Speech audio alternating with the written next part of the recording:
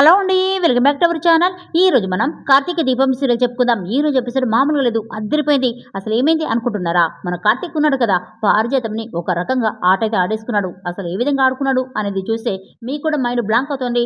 మరి చూడాలి అనుకుంటున్నారా? అయితే వెంటనే మా ఛానల్ని సబ్స్క్రైబ్ చేసుకోండి. ఇక వీడియోలోకి అయితే వెళ్ళిపోదాం. పారిజాతం, జ్యోత్స్న ఇద్దరు కలిసి హ్యాపీగా కాఫీ తాగుతూ ఉంటారు.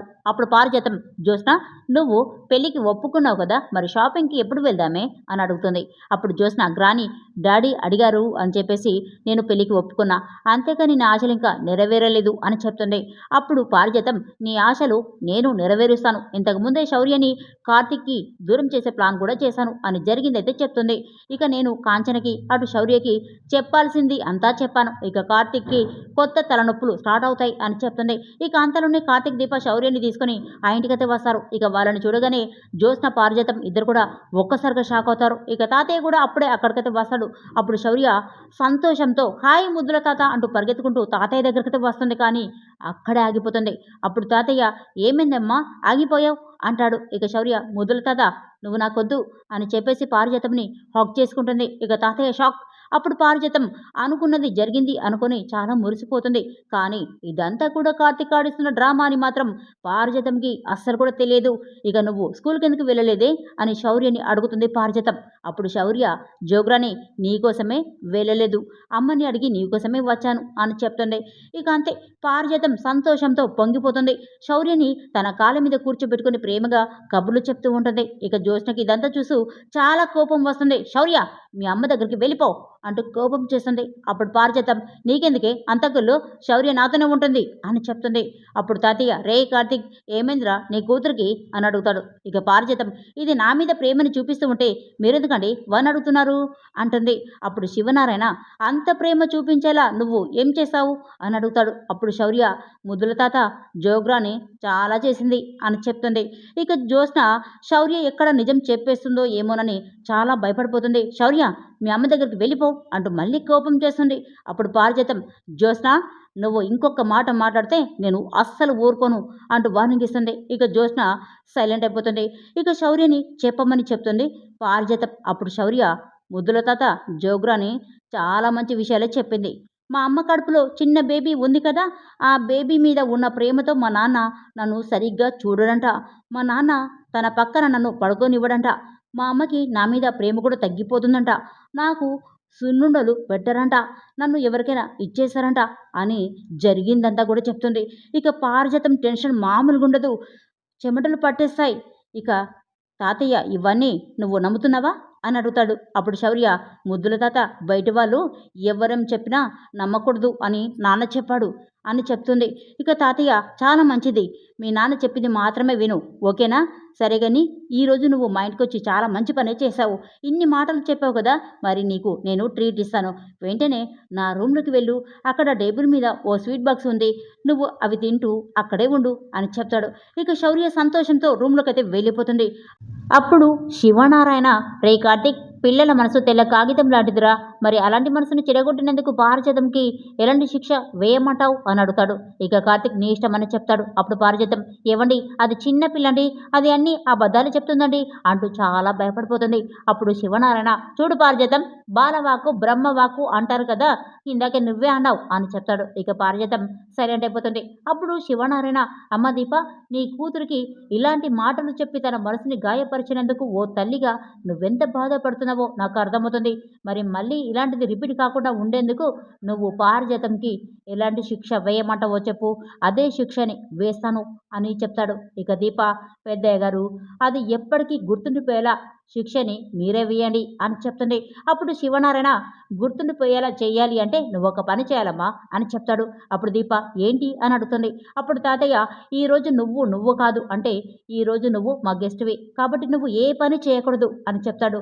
అప్పుడు కార్తీక్, దీప ఏ పని చేయకపోతే మరి వంట ఎవరు చేస్తారు, కాఫీ ఎవరు పెడతారు అని అడుగుతాడు. అప్పుడు తాతయ్య, ఆ పని చేయడానికి సీనియర్ అయిన వాళ్ళు, ఎక్స్పీరియన్స్ ఉన్న వాళ్ళు ఈ ఇంట్లోనే ఉన్నారు అని చెప్తాడు. ఇక పారిజాతం, ఎవరండి అని అడుగుతుంది. ఇక శివనారాయణ, ఇంకెవరు, అది నువ్వే అంటాడు. ఇక ఆ మాటకి పారిజాతం ఒక్కసారిగా షాక్ అవుతుంది. అంటే నేను పని మనిషినా అంటుంది. ఎస్, ఈరోజు దీప చేసే పనులన్నీ కూడా నువ్వే చేయాలి అని చెప్తాడు శివనారాయణ. అప్పుడు పారిజాతం, అంత పని నేనే చేయాలా అని అడుగుతుంది.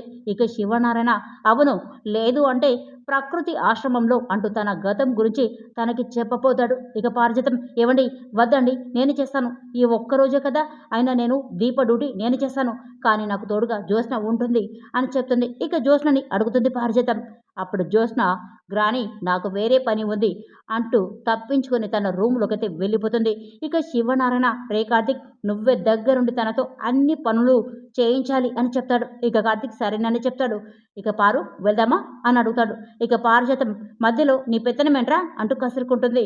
ఇక శివనారాయణ ఏంటి ఏమో అంటున్నావు, వాడు నీకు సూపర్వైజర్, నీ పనిని బట్టి వాడు నీకు 10కి 10 మార్కులు ఇస్తేనే ఈరోజు నీ డ్యూటీ ఫినిష్ అవుతుంది, లేదు అంటే ఒక్క మార్కు తగ్గినా సరే మళ్ళీ నీ డ్యూటీ కంటిన్యూ చేయాల్సి వస్తుంది అంటూ పారిజాతంకి వార్నింగ్ ఇస్తాడు శివనారాయణ. ఇక పారిజాతం రేయ్ మనవడా, నీ కూతురు చేత ఈ మాటలన్నీ చెప్పించావు, నన్ను నా ఇంట్లోని పని మనిషిని చేసావు కదరా అంటూ చెవిలో గుసగుసలాడుతూ ఉంటుంది. ఇక శివనారాయణ ఏంటి పారిజాతం, వాడికేదో చెప్తున్నావు అని అడుగుతాడు. అదేం లేదండి, నేనేమి చెప్పట్లేదు అంటూ చాలా కంగారు పడుతుంది పారిజాతం. ఇక జ్యోత్స్న పారిజాతం తాగిన కాఫీ కప్పులు అక్కడ టేబుల్ మీద ఉంటాయి. ఇక కప్పులు తీసుకెళ్ళమంటూ శివనారాయణ తిడుతూ ఉంటాడు. ఇక పారిజాతం ఆ కప్పులు తీసుకొని వెళ్ళిపోతుంది. మరోవైపు శ్రీధర్ కాశీ కారులో వెళ్తూ ఉంటారు. ఇక శ్రీధర్ కాశీ అన్ని ఫైల్స్ చెక్ చేసావా, లేదు అంటే జ్యోత్స్న మనకి కౌంటర్లు వేయడానికి రెడీగా ఉంటుంది అని చెప్తాడు. ఇక కాశీ జ్యోత్స్నకి ఆ అవకాశమే ఉండదు సార్, ఎందుకంటే ఇది దీపక్క ఐడియా కదా, అయినా అన్ని ఫైల్స్ చెక్ చేశాను అని చెప్తాడు కాశీ. ఇక అప్పుడే స్వప్న ఫోన్ చేస్తుంది. కాశీ బిజీగా ఉన్నావా అని అడుగుతుంది. అప్పుడు కాశీ అవును, మా సార్ నన్ను చైర్మన్ గారింటికి తీసుకెళ్తున్నాడు అని చెప్తాడు. ఇక స్వప్న సరే కాశీ, డ్యూటీ అయిపోగానే తొందరగా ఇంటికి వచ్చేసాయి, సాయంత్రం మనం గుడికి వెళ్ళాలి అని చెప్తుంది. అప్పుడు కాశీ సరే టిల్లు, మా సార్ని పర్మిషన్ అడిగి చెప్తాను అని చెప్తాడు.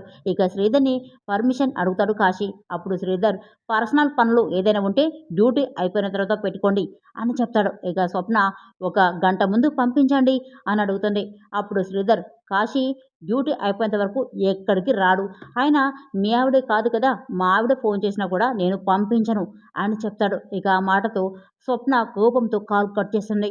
అప్పుడు శ్రీధర్ నా కూతురికి నాకంటే ఎక్కువగా ఇగో ఉందలుడు అని చెప్తాడు. మరోవైపు పారిజాతం చేత అన్ని పనులు చేసి ఉంటారు కార్తీక్ దీప. ఇక పారిజాతం ఉల్లిపాయలని అడ్డదిడ్డంగా కట్ చేస్తూ ఉంటుంది.